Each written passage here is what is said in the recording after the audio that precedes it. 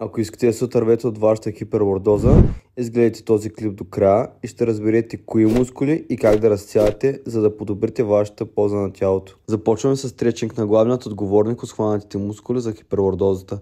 Това е мускул илиопсиос или хълбочно-полостния мускул. Неговото начало е от полостните прешени, хълбочната кост и се залавя за вътрешната страна на бедрената кост. Скъсеният илиопсиос придърпва двете си залавни места едно към друго, което създава арка в ломбалната област на гърба, а слабите седалищни и коремни мускули не могат да възстановят правилната позиция на тялото. Първото разтягане, което ще ви покажа, е в позиция с едно коляно на пода и стъпва втори крак пред първия. Гърбът е изправен.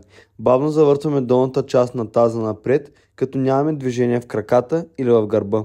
Отдалечаваме двете залавни места на мускула, което ще го разтегне. Можем да започнем първоначално с 10 повторения и след тях да разтегнем мускула до умерено усещане, а не остра болка, и да задържим поне от 15 до 30 секунди в тази позиция, без импулси напред-назад. Повтаряме с другия крак. За да увеличим обема на движението, може да наведем тялото назад, а с изпълните ръце във въздуха. Втория мускул, който ще разтегнем, е квадрат lumborum или квадратен полостен мускул. Началното му място е от хълбочната кост и се залага за 12-то ребро, 12-тия гръден прешен и за първите 4 полостни прешена.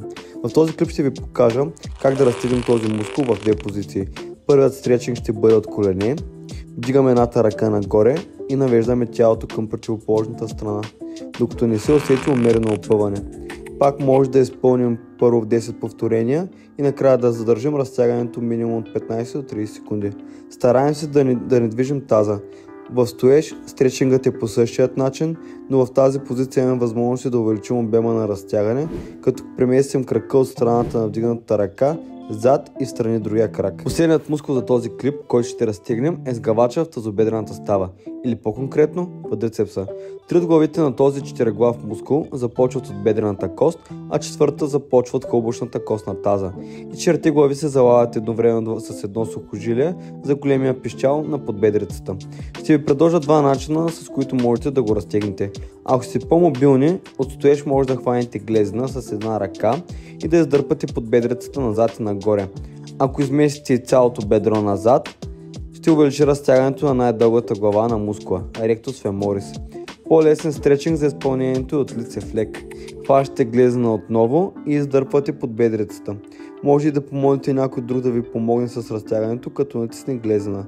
В тази позиция разтягането на rectus femoris е по-ограничено. Изгледайте и другите ми два клипа, където показвам как да засилите коремните мускули и седалищните мускули, за да съберете всичките упражнения в един общ комплекс, които ще ви помогнат да преборите хиперлордозата.